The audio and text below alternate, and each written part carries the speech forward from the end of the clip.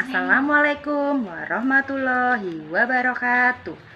Selamat pagi anak-anak. Bagaimana kabar kalian hari ini? Alhamdulillah, semoga dalam keadaan baik ya. Nah, di pertemuan keempat ini Bu Devita mau menjelaskan mengenai letak dan luas benua. Sebelum ke materi, kalian buka dulu e-learning, lalu kalian klik tombol kehadiran. Jangan lupa ya, karena di klik tombol kehadiran kalian bisa mendapatkan nilai 15 poin gitu. Nah, pembelajaran kali ini tujuannya untuk apa ya? Ini nih, lihat di atas ini. Yang satu adalah supaya kalian bisa mengetahui letak dan luas benua Eropa. Yang kedua, ini dilihat ini. Yang kedua adalah supaya kita bisa mengetahui pembagian wilayah benua Eropa. Untuk lebih jelasnya, kalian bisa menyimak materinya Bu Devita. Silahkan disimak dulu.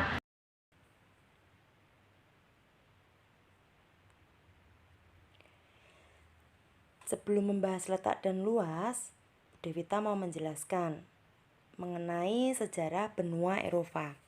Nah, benua Eropa ini disebut dengan benua yang daratannya itu terendah di dunia, dengan ketinggian rata-rata hanya mencapai 300 meter.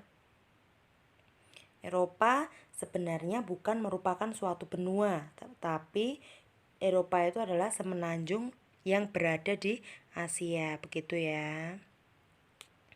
Kemudian letak dan luas benua Eropa. Letaknya sendiri ada dua. Yang pertama berdasarkan letak astronomis.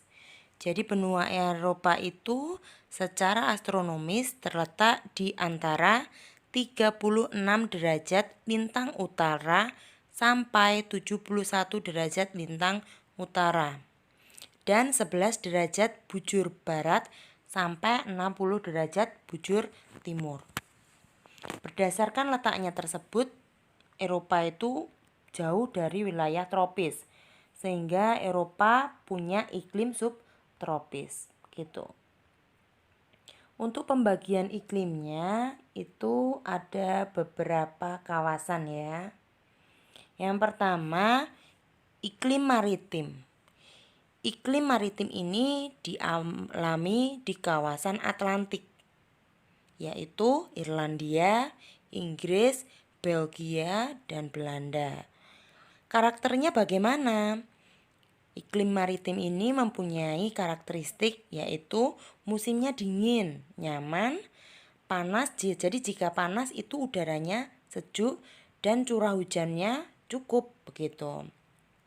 Kemudian ada lagi iklim Arktik dan subarktik. Dialami di mana ini? Di wilayah bagian utara, dekat dengan kutub. Nah, yang namanya dekat dengan kutub, karakternya gimana? Pasti musim panasnya berlangsung dengan singkat. Dan musim dinginnya itu sangat panjang sekali dengan suhu yang sangat rendah. Makanya sering terjadi salju begitu. Kemudian yang ketiga disebut dengan iklim kontinental yang dialami di Eropa bagian timur.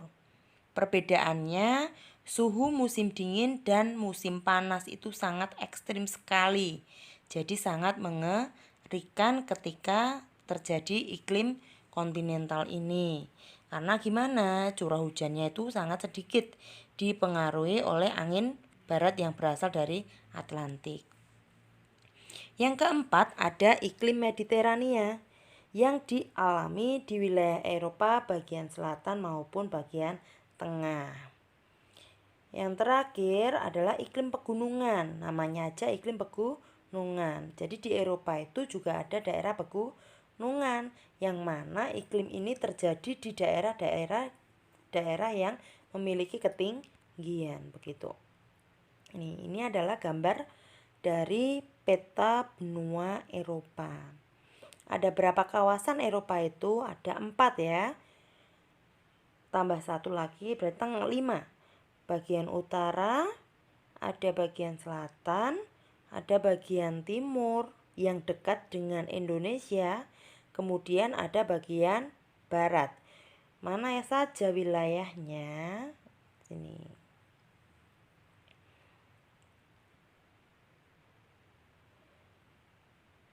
Wilayahnya ini ya. Di sebelah utara ada Sweden. Kelihatan nggak? Kemudian ada Finlandia. Kalau bagian selatan ada Humaniora, ada Rumania, ada Hungari, ada Bulgaria. Kemudian di bagian timur itu ada Rusia. Nah, mungkin yang kemarin tanya dengan Bu Devita, Bu, Rusia itu masuk Asia atau Eropa? Rusia itu masuknya Asia, tetapi Asia bagian utara begitu. Kalau di Eropa, Rusia itu letaknya di timur, jadi dekat sekali dengan Indonesia, dekat sekali dengan Asia. Jadi antara Rusia dengan Asia itu sangat berdekatan sehingga nggak bisa membedakan. Tapi Rusia itu masuknya di Asia begitu ya. Tapi di sini di beberapa peta mengatakan bahwa Rusia masuk ke kawasan Eropa. Yang benar mana, Bu? Ya karena benua Eropa maupun Asia itu dulunya hanya ada satu. Jadi orang-orang menyebutnya, para pakar geografi itu menyebutnya dengan Eurasia, seperti pembelajaran kita yang pertama. Gabungan antara Eropa dengan Asia, Eurasia. Begitu. Dan dipisahkan oleh apa? Sekarang terpisah karena adanya pegunungan Ural, karena pergerakan lipatan bumi. Begitu. Selanjutnya batas-batas.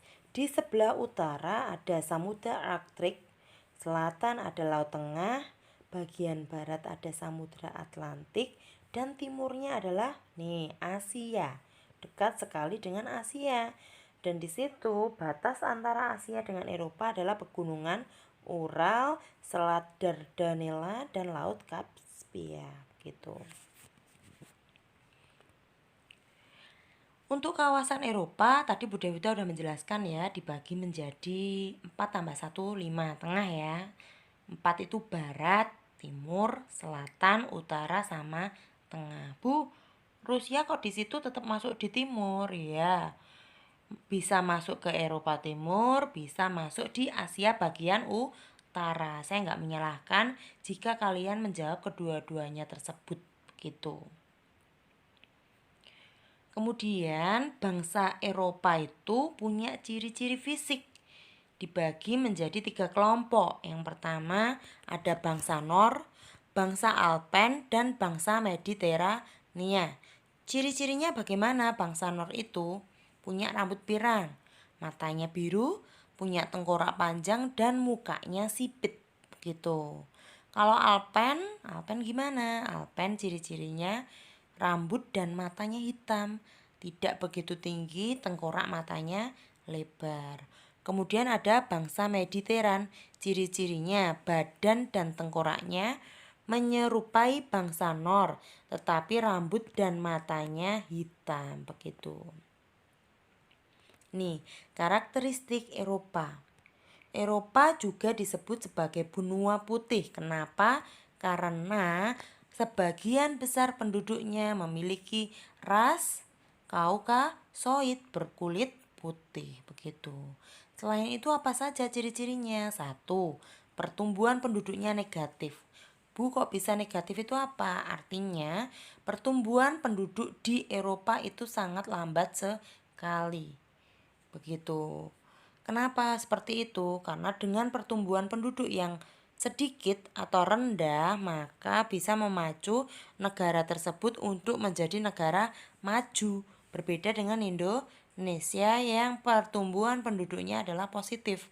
Artinya pertumbuhan penduduknya itu sangat cepat. Kemudian asal dari bahasa yang digunakan secara internasional jelas sekali. Di sana memakai bahasa Inggris begitu.